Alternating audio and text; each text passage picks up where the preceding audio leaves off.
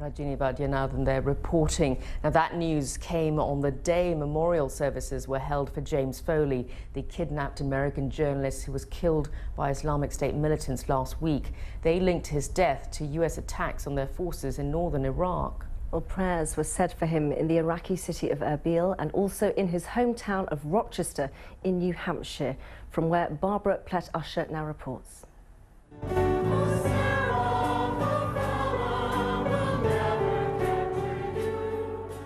It was a simple Sunday Mass, a way to begin the healing.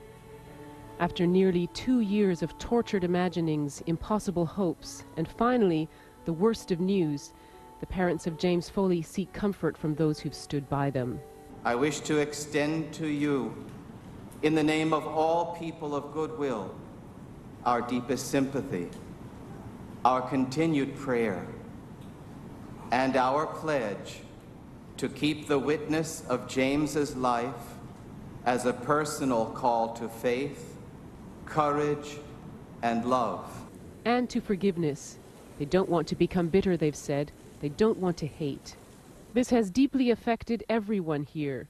A direct and sudden hit from what was a brutal but distant war. Some feel this marks a turning point in the conflict. It was the horrific way in which Jim was murdered. And the way the Islamic State has marched across Iraq and is feeling so powerful right now. The tragedy that has shaken this community is regarded by the U.S. government as the first terrorist strike against America by the Islamic State group. The fear is that there will be more attacks, more hostage killings. All this raises larger political questions about how the government should respond. But here at least, James Foley's family and friends are using their faith as a personal guide.